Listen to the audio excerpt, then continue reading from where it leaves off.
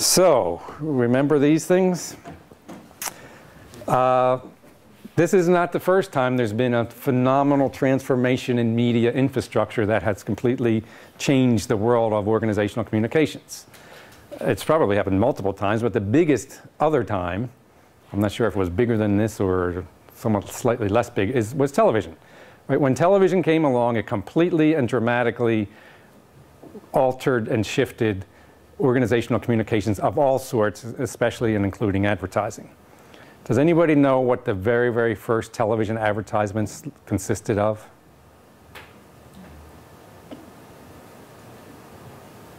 You don't have to be old enough to have been around when the very first television commercials came out.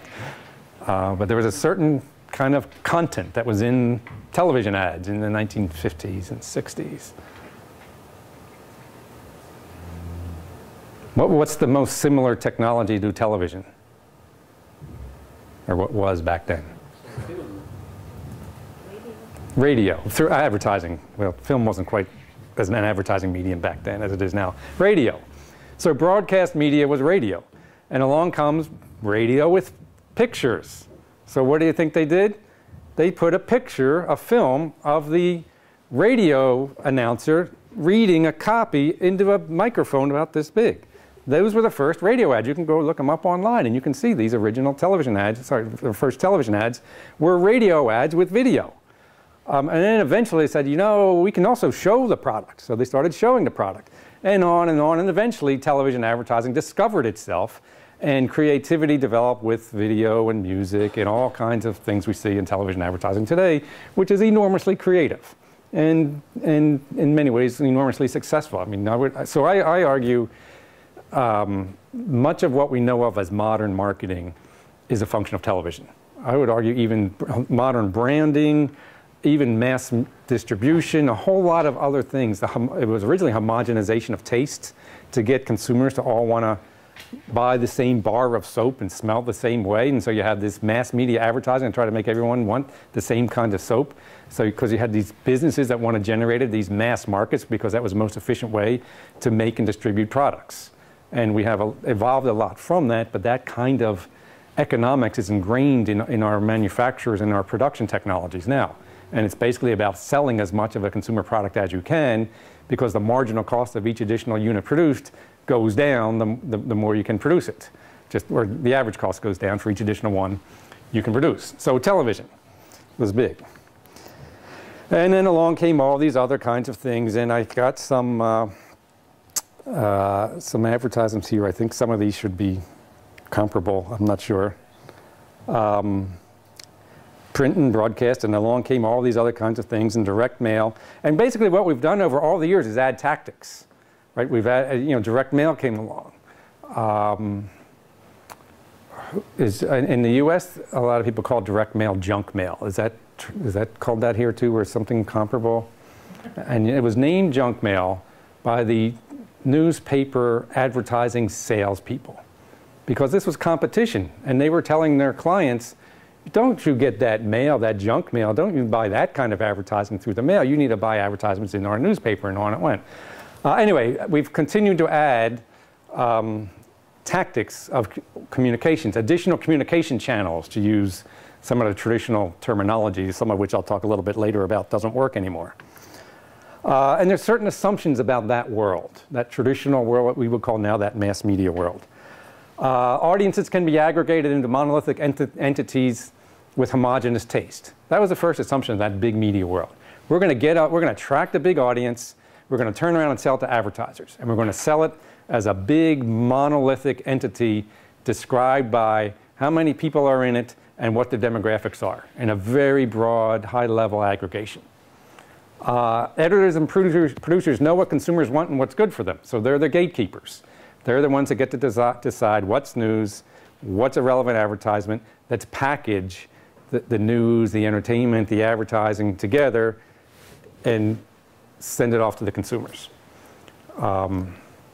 Advertising and brand and commercial communications can attach itself to media content and interrupt the delivery of that content. So the whole thing's an interruptive model, right? People are going someplace to do something, watch a TV show, and an ad interrupts them. People are paging through a magazine to read a story, and an ad interrupts them. And consumers accept that. They accept the trade-off. Free or low-priced media content, news and entertainment, with advertisement. And history shows people would rather have that than to have explicitly pay for media content without advertising. I'm not even sure there is a whole lot of media content without advertising anymore, or organizational or corporate communications of some type. But consumers would rather have free or nearly free, and so that's been the protocol, that kind of model.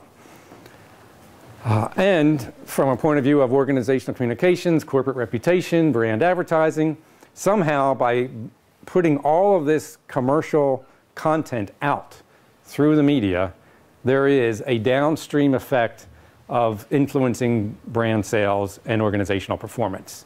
I say downstream effect because it's about as measurable as throwing a log into the Danube at one end and expecting to see it a mile down the river. You just can't really see it, and you can't really see the movement.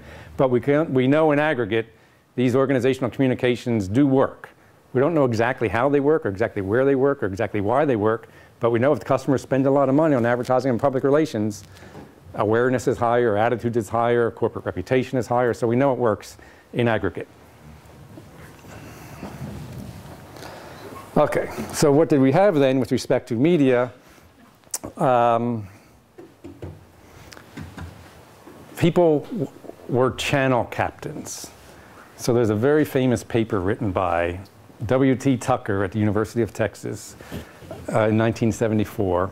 And I forget the title of the paper, but he had a famous line in the paper which said, "Why do marketers study consumers the way fishermen study fish instead of the way marine biologists study fish?" And it was very much about the lack of real insight and understanding of the audience, and just, let me just figure out what's going to grab people's attention and put it in my communications, and off it goes. By channel captains, I mean masters of one-way communication vehicles, and all of our agencies, advertising, public relations, promotion, direct, now, well, web is different. All those kinds of agencies I just mentioned produced content and pushed it out through communication vehicles to essentially passive audiences, or at least audiences that were perceived to be passive. And that was it. Little interactivity, little or no interactivity, little feedback, little metrics about what went on, just kind of channel captains, communication channel captains. Let's make ads and push them out. Let's have events and launch them. Let's have organizational communications and push it out. Let's have a publicity effort and go talk to reporters and get messages out. All of it's about pushing it out. And basically the agencies are specialists in pushing out different kinds of communications. This is the legacy agencies. This is what the last several decades has been. So, and then what do we get? With all these kinds of agencies pushing out communications for all their clients, you get too much clutter, right? Too much information, too much commercial messaging all over the place. And people don't want this. But what's been our, meaning the industry's response to overcoming clutter, too much communications, too much commercial content? Our response is more. We need more, we need a higher share of voice. We need more ads. We need more publicity efforts. We need more direct mail. We need more events. When out and out and out we go to push more to cut through the clutter. So it's really kind of a self-defeating process in that we're solving the problem of too many organizational, commercial communications being pushed out to audiences by having more commercial communications to try to push them out to audiences. People don't want this. And now guess what? So along comes the digital world, and we're finding out people can come up with ways to avoid this. So I read a lot of my news online, and I go to all kinds of websites and read things, and I have ad blocking software. So on this trip, I've gone to my normal websites, and my ad blocking software isn't working here, or I'm using a different computer. And all of a sudden, I see all these ads all over these websites, and I think, boy, I didn't even realize there were ads on this website because they're all blocked. Okay, or you got a technology to block it. This isn't going to work very well for the channel captain pushing out commercial messages when The audiences have devices that can block those messages. That's one aspect of what happens when we go digital, but I want to talk about several dimensions to this as it transforms our world, I think, much the way television transformed the corporate communications and brand advertising world 50 or 60 years ago. First issue is unbundling. So communicators are bundlers. Even something as simple as a press release. It's a bundle of information packaged up in a way to deliver a message to a desired audience with the intent of having that audience think a certain thing. Media content. If you think of a media output like a magazine, even a lot of websites for traditional media companies, television shows, television news broadcasts. These are bundles of content. Some of it's commercial, some of it's non-commercial, and editors and producers and whoever else are experts at bundling this content and distributing it to audiences and doing so in a way that should be relevant. Now we're into a digital world and you don't need the bundles. Okay? The commercial messages can travel freely. The news stories can travel freely. So we don't have to go to a newspaper website to consume news. We can go all kinds of places to consume news, and the stories can float freely through the digital world, as can commercial messaging. Advertising and other kinds of corporate communications can move freely through a digital world. Yet we have an industry and we have agencies that have grown up learning how to bundle stuff, how to combine stuff into bundles that are relevant to audiences and achieve the ends desired by most, the commercial endorsers, the advertisers, or whoever else is paying. Although in public relations, a lot of it's not paid for. Well, it's not explicitly paid for. It still costs money, and there's intentions in getting the corporate communications out there. So emphasis shifts from the production and packaging of information to the very flip side, which is understanding how people consume information. So this is where a lot of my thinking is now. The patterns of media consumption that people construct for themselves. Now I say this to people who work in the media industry and they just look at me with their eyes just looking at me like I'm strange. Like, we don't care about patterns of media consumption across all media devices and content sources. We care about the number of people who visit our website. We care about the subscription level for our magazine, right? Very traditional metrics. By the way, all the metrics are isolated by media type. Right? Television metrics are over here, radio metrics are over here, print metrics are over here. Never do those ever cross. They're not even the same metrics. Yet consumers of news, for example, or entertainment, formulate patterns of consumption where they go by something on their mobile device, something on their website, flipping to different websites they have bookmarked, reading a story and connecting it through and going someplace else and maybe never coming back.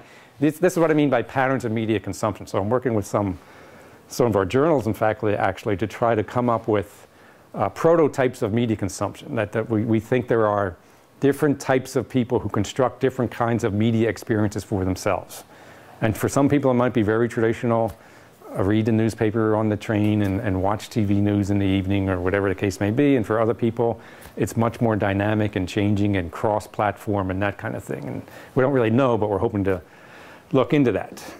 As I mentioned, ads flow freely in this digital space, and it becomes a much more complicated world to do organizational communications, because it's no longer just, these are the news organizations we need to talk to, these are the places we need to have events, these are the places we have to do our brand advertising, because you can't even do that anymore because there's an infinite number of places in a digital world.